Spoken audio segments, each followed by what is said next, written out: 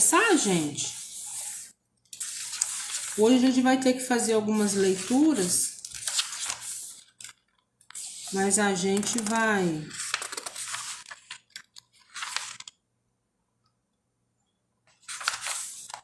dentro do possível, a gente vai parando e fazendo aí as considerações, mas é porque nessas partes aqui do livro, ela citou muito o Livro dos Espíritos, né?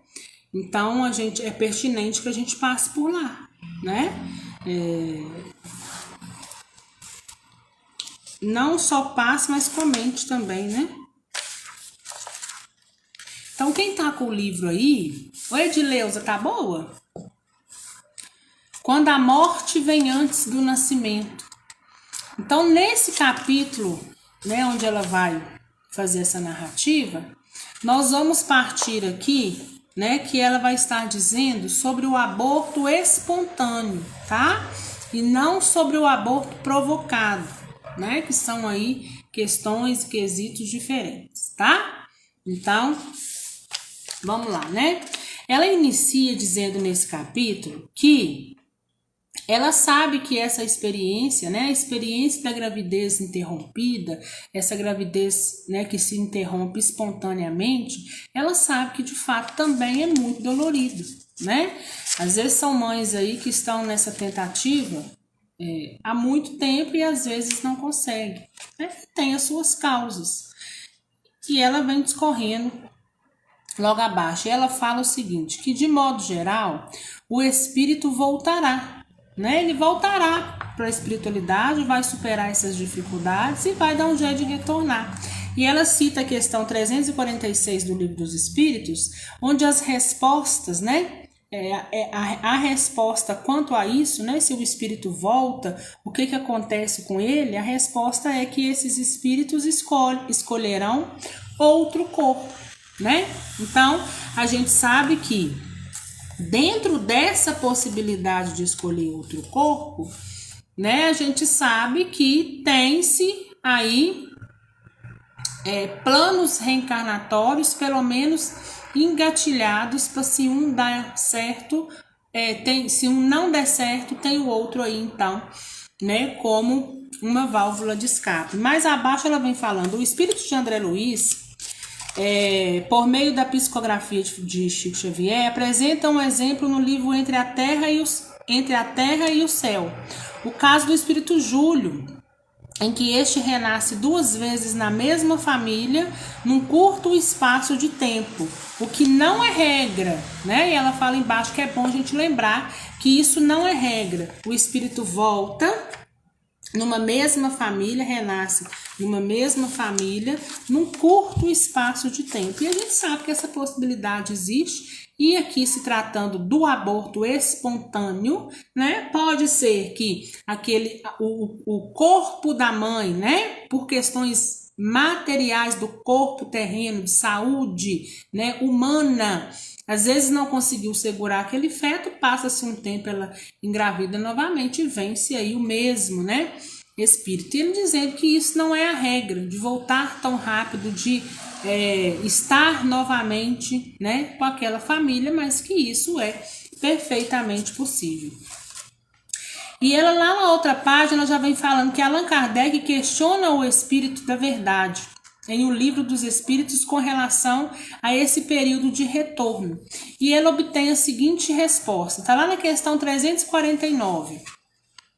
Quando uma encarnação falha para o espírito por uma causa qualquer, é suprida imediatamente por outra existência?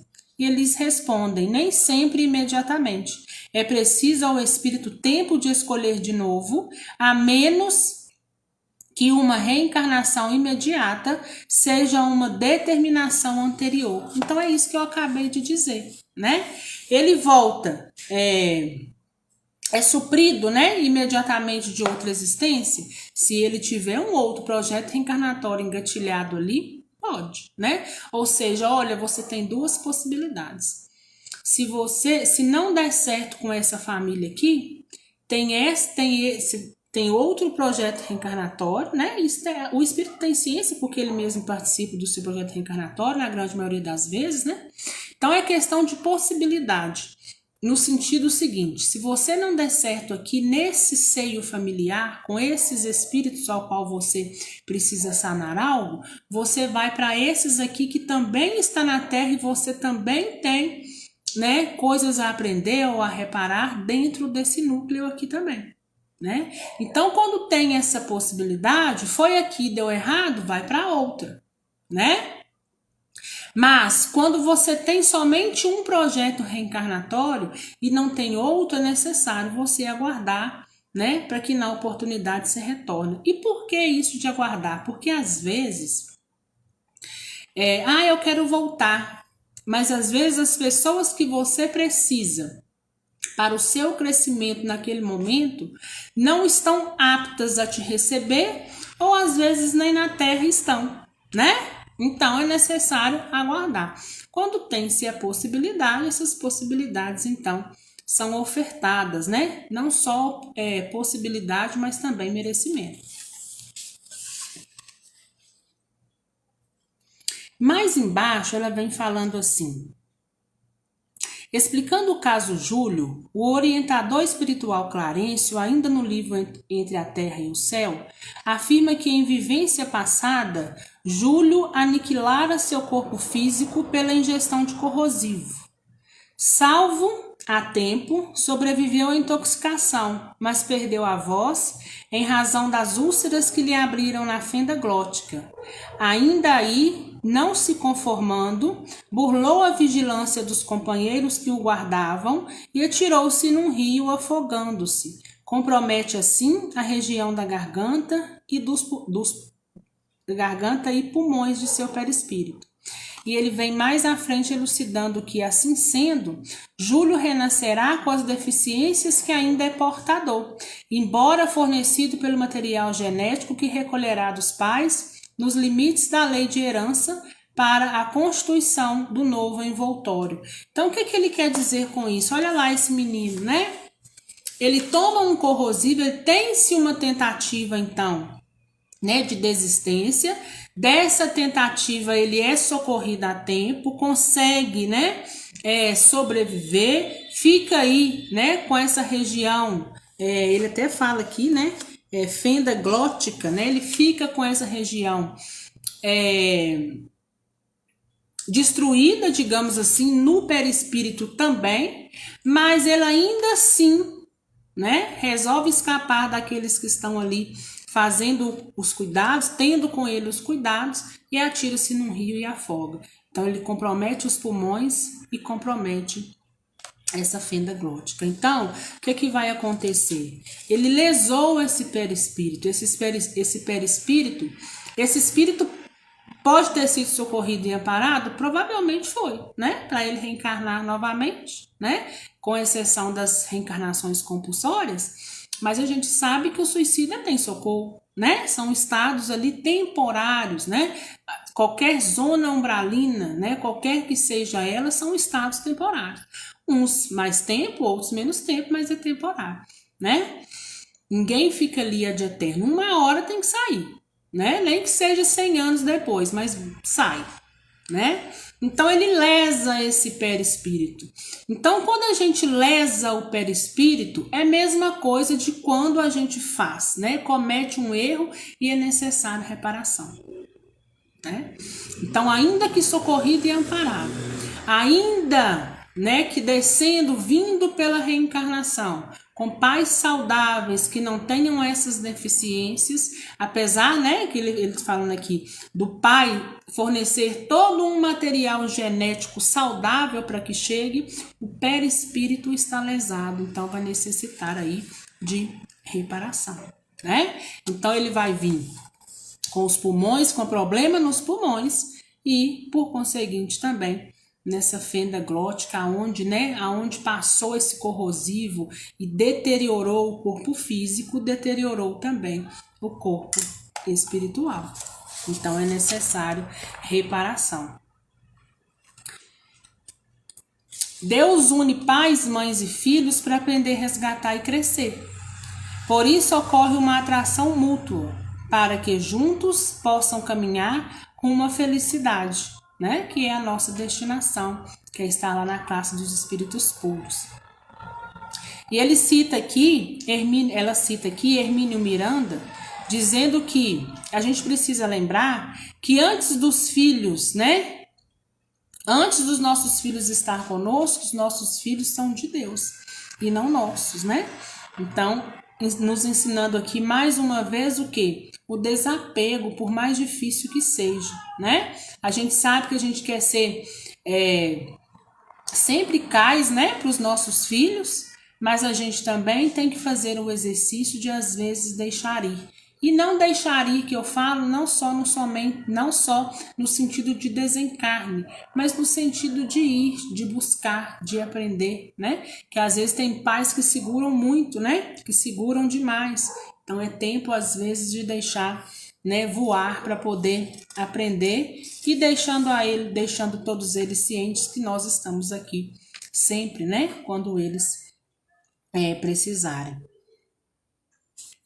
Mais embaixo ela vem assim: também é bom que se destaque que muitas das vezes a reencarnação não acontece porque o espírito, no uso de seu livre-arbítrio, pode recuar diante dessa oportunidade. Outras vezes a criança perece em favor da vida da mãe, causando nela grande sofrimento e culpas que só o estudo trará resposta, minorando as dores, né? Então aqui ele falando, né, que pode acontecer do espírito recuar, né, diante da oportunidade. E nós já conversamos sobre isso.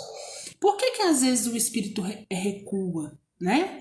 Porque às vezes ele vê a prova e diante daquela prova ele desiste, né? Então, por livre-arbítrio, ele decide: não, eu não vou mais, eu não quero, né? Por medo, por insegurança, por falta de entendimento, né, de algo, ele vê aquilo, acha difícil. É como se uma pessoa fosse fazer uma certa coisa e de repente ela falasse: não, não vou mais não vou não, e desiste, né, pelo seu livre-arbítrio. E também a possibilidade do espírito ter que recuar e ter que retornar. Por quê? Porque a saúde da mãe está aí em primeiro lugar. A saúde da mãe sempre vai estar em primeiro lugar, tá? Porque o espiritismo sempre fala, né, que o pouco que é aceitável, né, nesse sentido desse recuo, né, é quando o recuo se dá em detrimento de salvaguardar uma vida que já está em curso, né, que é a da mãe. Então não justificaria colocar uma vida em risco para uma vida que já está em curso para uma outra que se inicia. E tem as exceções? Tem. Né? Tem as exceções, que são aquelas que, dentro do projeto reencarnatório daquela mãe, já tinha aquela questão de, na hora do nascimento, será também o meu retorno, né? Então, por isso que cada caso é um caso, e nós aqui estamos conversando de uma forma generalizada, né? Mas a gente sabe que possui aí as suas exceções dentro de cada caso. Ele fala também que as mães, né, que às vezes são inviáveis e frustram pelo fato de não poder, né, conseguir ter filho dela mesmo, né, genético da barriga. O que acontece?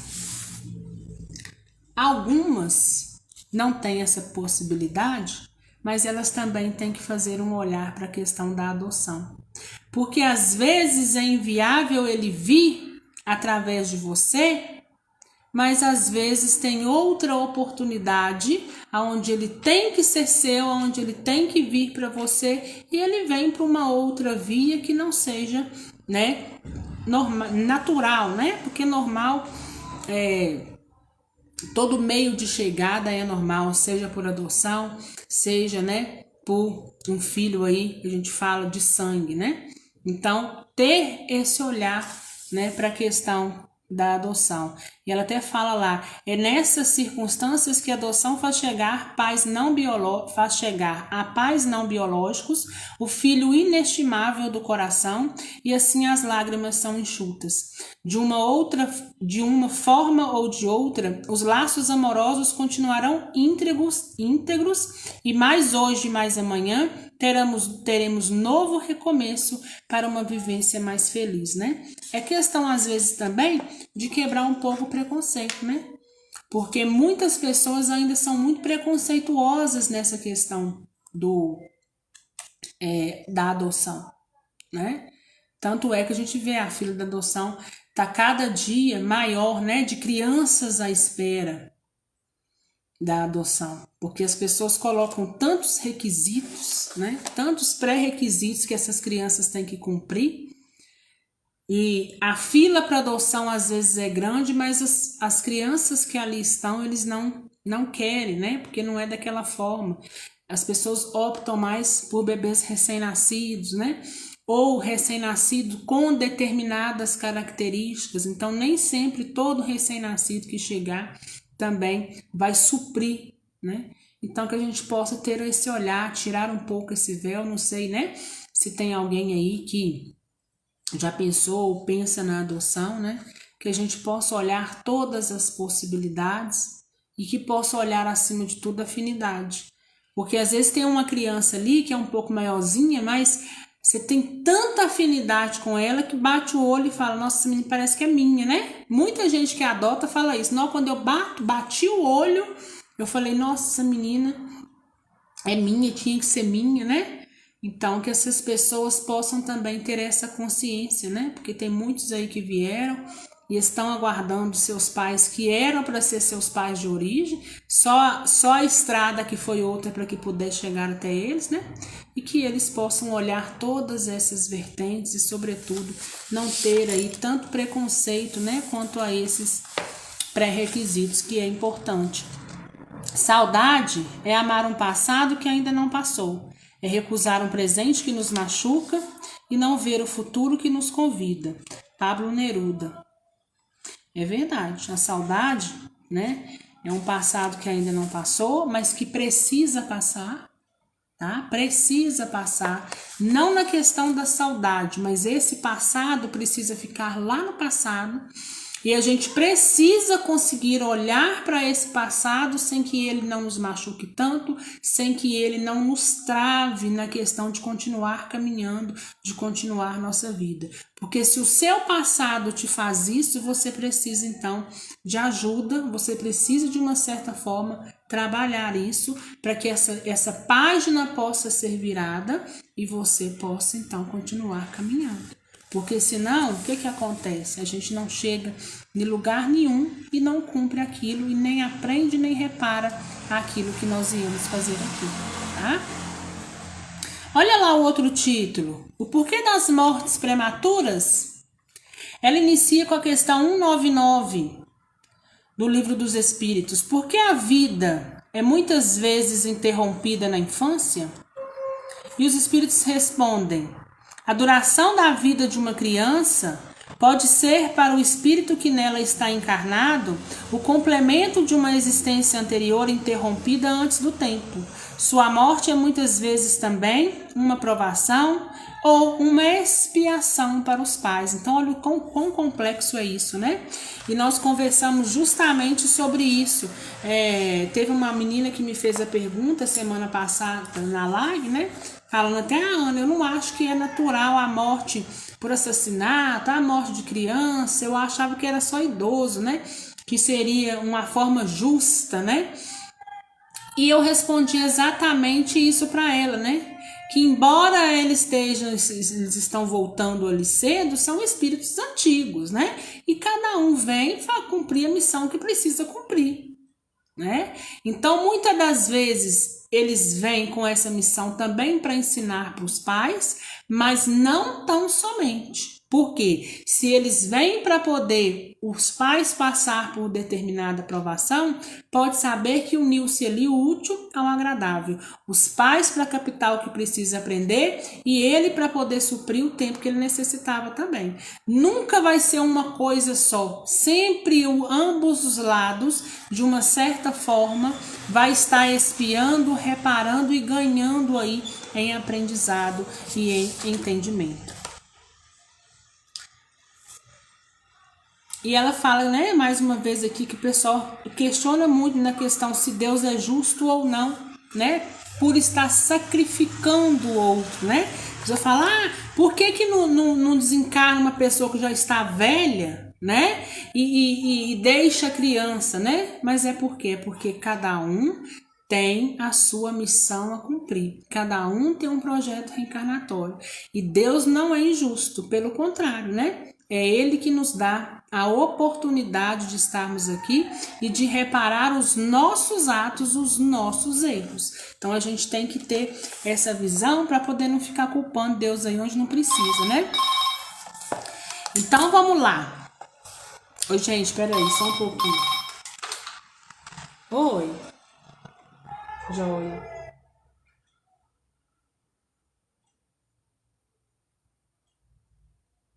Oi, Igor, eu posso ver pra você, mas não agora, que agora eu tô bem ocupada. Tá bom. Tá, obrigada. Tchau. Tive que atender, né? O vizinho de baixo. Mas vamos continuar?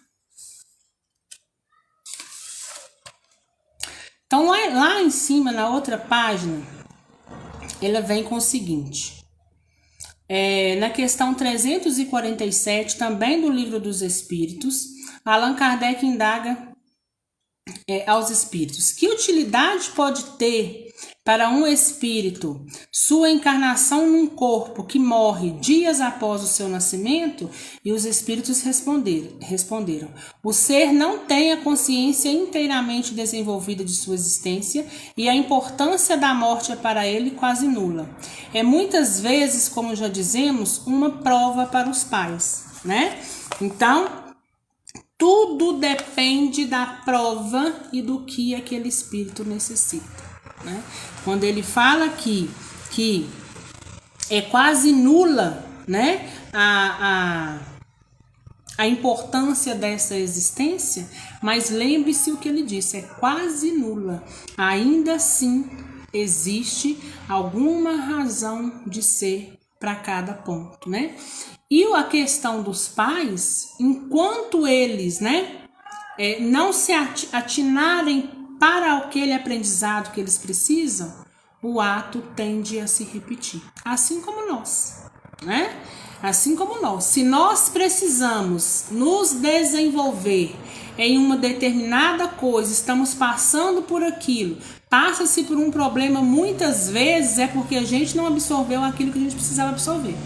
O dia que a gente absorver, tomar consciência do caminho que nós precisamos seguir, pode ter certeza que a página vira e a gente dá-se aí então mais um passo, né? Todavia, alguns insistem em dizer que é uma terrível tragédia ver uma vida tão cheia de esperança ser ceifada prematuramente. Mas quando conhecemos o outro lado da história, compreendemos que existem muitas questões de ordem particular e livre-arbítrio em ação. Por outro lado, se a criança passa por problemas muito graves de saúde, padecendo terrivelmente, mesmo assim, insistimos em querer vê-la ao nosso lado. É a questão do egoísmo, né? É a questão do egoísmo. Às vezes a gente tem uma pessoa na casa da gente ali, doente, penando, né? A gente sabe que tá difícil, que tá sofrido, e quando desencarna, o que as pessoas viram e falam, né? Nossa, eu queria fulano aqui, né? É muito comum a gente ver um ente nosso, né, no hospital, passando por inúmeras coisas, a gente sabe que tá ali desgastado, e a gente ficar, eu não quero que morre, eu não quero que desencarne, né? Então o nosso egoísmo é tão grande que a gente não faz a prece da maneira correta, né? A gente devia olhar e falar: Deus, tem de misericórdia, faça o que for melhor. Se esse sofrimento, se está nesse estado, ela ainda precisa absorver algo ou reparar algo, né? Ou aprender ou reparar, que dê forças para aquela pessoa e a família possa, né, conseguir passar. Mas se tiver, né, algum merecimento, leva, né? Eu sempre faço essa prece.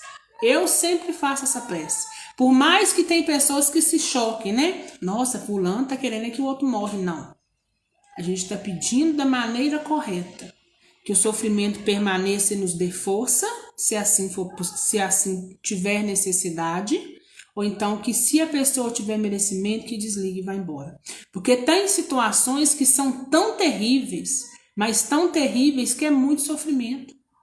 Então, às vezes, o espírito está ali preso, né? A pessoa está ali presa, eu não quero ir também. Então, tudo depende, na grande maioria das vezes, de uma conversa, né? De uma conversa com seu ente. E eu lembro bem da conversa que eu tive com a minha avó, sabe? Falando para ela um monte de coisas, e todas as vezes que a minha avó tinha que voltar para o hospital, que já não tinha mais veia, minha avó só emagrecendo, questão de 2 meses e meio, minha avó perdeu 20 quilos, né? Se deprimindo cada dia mais, infecção de urina que não cessava, né? Por fim, já não estava conseguindo levantar da cama, já estava começando com alguns pontos avermelhados. Eu falei, misericórdia, minha avó vai começar a ferir, a gente vai ter que ter um outro cuidado, né? Mais um cuidado. E aquele sofrimento. Teve um certo dia que eu parei bem em frente a ela e fiz a prece. Falei, Senhor, se houver merecimento, desliga e leva. Porque isso, né, a gente não quer ver de jeito nenhum uma pessoa da gente passando por isso. Agora, se ela tiver que permanecer, se isso for um ato de reparação ou de aprendizado para ela ou para nós, né, que nos dê força para poder continuar. Porque a batalha tá difícil e não é fácil, né? E aí, Deus faz a vontade dele, não a nossa. Faz a vontade dele no que é melhor para o outro e não para nós, né? Porque a gente às vezes quer olhar só o nosso lado, o que é bom para mim, né?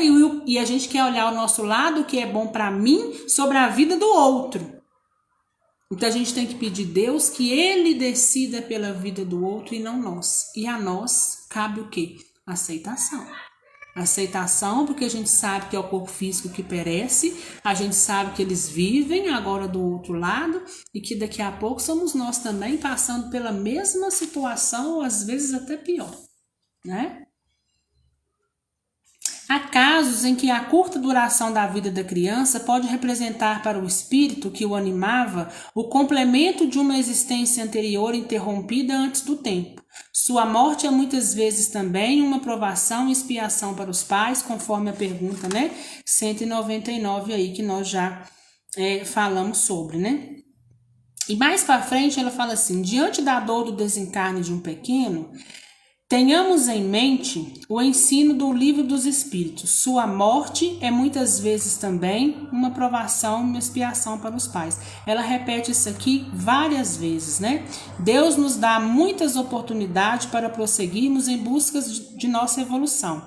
Mas nesse caminho, em razão de nossas opções, ainda muitas vezes pela dor, teremos uma colheita quase sempre regada de lágrimas. Mas tenhamos em mente que após essa tempestade, o sol e a esperança virá novamente. Ou seja, sempre depois de uma prova, pode ter certeza que vem uma calmaria. Ou seja, é Deus, né? É Jesus, de uma certa forma, nos mimando para nos dar um pouquinho de força, né? Para a gente continuar. E a gente não pode perder jamais, né? A fé e a esperança. Nós não somos seres humanos tendo uma experiência espiritual, somos seres espirituais tendo uma experiência humana, né? Uma mensagem aqui de Chardin. Então, assim, a gente tem que pensar que aqui não é nossa casa, né? Nossa casa está no outro lado. Nós estamos aqui de passagem. E muitas das vezes, né? O óbvio, muita gente faz o quê? Esquece, né? As pessoas acham que vão ficar aqui ad eterno.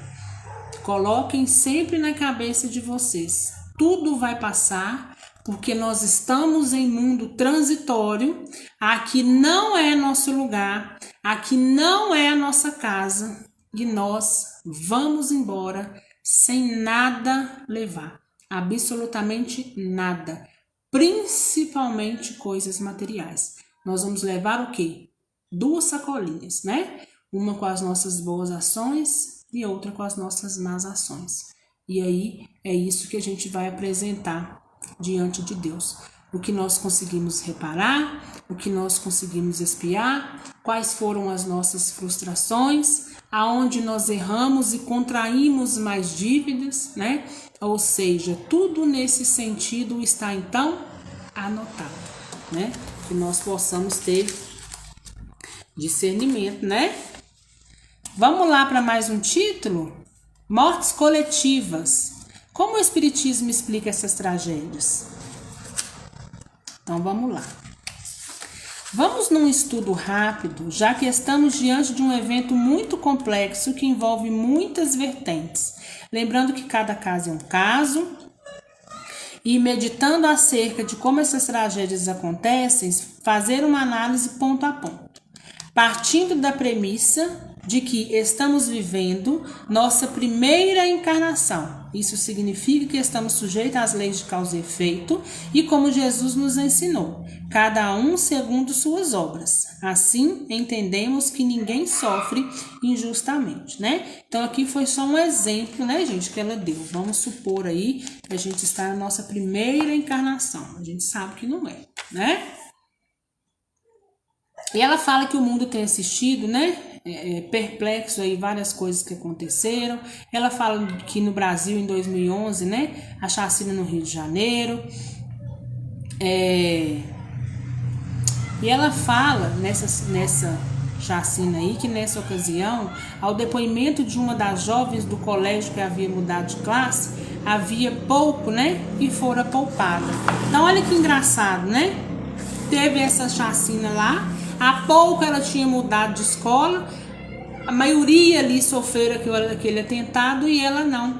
É aquela famosa, né, história de você vai pegar um ônibus, vai pegar um avião ou vai fazer uma viagem e de repente na última hora você desiste, né? Mas é por quê? Não é por questão de proteger o mais um do que o outro, não. É porque dentro do seu projeto reencarnatório ali não era para você estar, ou seja, não era a sua hora de partir, né? Então, mais um ensinamento para a gente: ninguém parte antes da hora, né? Tem a exceção do que desiste, né? Aí é provocado, né? E tem aqueles que existiu uma catástrofe ali, foi por caminhos que não deveria ir, mas ainda assim houve o aval de Jesus dizendo: volta com ele para trás, porque senão a tragédia, se ele continuar, vai ser pior, né? O desastre, né, vai ser pior. Então, traz de volta. Então, uma das grandes exceções que a gente tem é a questão da desistência, né? Porque Jesus respeita o livre-arbítrio de cada um de nós. Cada um de nós somos livres para fazer o que quiser, entrar em qual caminho aí a gente achar que deve entrar, né? Mas a gente é cativo aí das consequências, né? E ele dizendo mais embaixo que é importante ressaltar que nenhum espírito reencarna para fazer o mal. Todos vêm com o objetivo de progredir e expiar os seus erros. Os que praticam o mal são espíritos que desviaram do caminho do bem, ou seja, né, adentraram aí por onde não precisaria ter adentrado. E ela fala que nunca é demais lembrar que a humanidade está passando por uma fase de transformação, durante a qual o joio será separado do trigo e os espíritos comprometidos com sua baixa moral estarão reencarnando como últimas oportunidades nesse planeta. Depois, se persistirem no mal, terão outras chances de prosseguir rumo à evolução, mas não mais por aqui. Serão elevados a reencarnar em planetas primitivos. Nós já conversamos sobre isso, né? E esse momento já foi chegado na Terra, né? Está aí, de fato, teve e está tendo muitas reencarnações compulsórias. como oportunidades, como última chance, como o chamado, olha, a última oportunidade para reencarnar na Terra, para reparar o que você precisa reparar. Mas se você não conseguir, se você não se atentar, não expandir a sua consciência, na Terra você não reencarna mais. Você vai reencarnar em outro planeta para lá, né? Em qualquer outro lugar, menos na Terra. Você vai para um lugar mais primitivo, de onde você vibra, né? Igualmente, porque a Terra, passando por regeneração, não vai suportar, né, determinadas vibrações mais densas, né, mais pesadas aí, né? Então, esse chamado já está acontecendo, né? E ela fala que diante dessas circunstâncias é preciso buscar forças, cada um do seu jeito, para transformar o sofrimento em lição bendita e passar pelas situações difíceis da melhor maneira. Também nesses momentos a gente precisa ter o quê? Fé. Lembrando-nos do pensamento oriental que recomenda: ame-me quando eu menos merecer, porque é quando eu mais preciso. Então ela fala que a gente deve orar, né? Não apenas por aqueles que resgatam passados complicados e ficam quites com a sua consciência, mas principalmente para aqueles que hoje plantam sementes que no futuro terão colheitas difíceis. O importante é levarmos em conta que Deus nos criou simples e ignorante, aguarda nossa transformação, mas hoje mais amanhã, assim o transgressor de hoje será o benfeitor de amanhã, né? Então essas causas de desencarne coletivo nada mais é do que de oportunidade. Às vezes aquele grupo de espírito ali tem a necessidade de passar por aquilo, né? De espiar, de reparar aquilo, né? De estar ali dentro daquele ato. Então surge, né, um evento maior, uma coisa maior, que dá a oportunidade de várias pessoas resgatar ao mesmo tempo, né? Então, por um lapso temporal curto, muitos conseguem sanar o que é preciso. E vai estar inserido ali somente aqueles que precisavam passar por aquela experiência. Por isso que aquele que de última hora ia e não foi, é porque realmente não era para poder passar por aquilo, não estava, né, previsto aí dentro do projeto reencarnatório dele passar, né, por tudo isso. E ela fala que estender nossos braços e amparar os necessitados é a missão sublime de todos nós. Portanto, vamos orar por todos os envolvidos nesses eventos, né? E ela vem ao final com a prece de Santa Mônica, mãe de Santo Agostinho, dizendo o seguinte: se você me ama, não chore. Se você conhece o mistério insondável do céu, onde me encontro, se você pudesse ver e sentir o que eu sinto e vejo nesses horizontes sem fim, e nesta luz que tudo alcança e penetra, você jamais choraria por mim. Estou agora absorvido pelo encanto de Deus, pelas suas expressões de infinita beleza. Em confronto com esta nova vida, as coisas do tempo passado são pequenos e insignificantes. Conservo ainda todo o meu amor, todo o meu afeto por você e uma ternura que jamais lhe pude em verdade revelar. Amo-nos eternamente em vida, mas tudo era tão muito fugaz e limitado. Pense em mim, nas suas lutas. Pense nessa maravilhosa morada, onde junto viveremos num enlevo mais puro e mais intenso, junto à fonte inesgotável de alegria e do amor. Se você realmente me ama, não chore mais por mim. Eu estou com Deus, eu estou em paz, né? Ou seja, a gente precisa ressignificar, né, tudo que a gente sente quanto aos nossos entes, porque a gente sabe que eles vivem. E viu que eles falam que diante da grandeza que se encontra, né, o passado se tornou insignificante. Mas nós temos que nos ater que o passado também fica insignificante para nós. Por quê? Porque nós não conseguimos mudar esse passado, né? O passado é página que se virou, que um dia nós vivemos, escrevemos e ficou lá atrás. A gente não consegue mudar o passado, a gente consegue viver melhor o presente, né? Pedindo a Deus a oportunidade do futuro. mas a gente caminha um dia de cada vez, né? E principalmente quando a gente sabe que os nossos entes vivem, que nós temos essa ciência, nós precisamos então cessar esse choro, ficarmos mais em oração, estarmos com eles em prece, né? Para que nós também possamos ter o nosso fardo mais leve e não acarretar e deixar o fardo do outro tão pesado do outro lado, né? E assim nós encerramos por hoje o nosso estudo. Alguma dúvida, gente?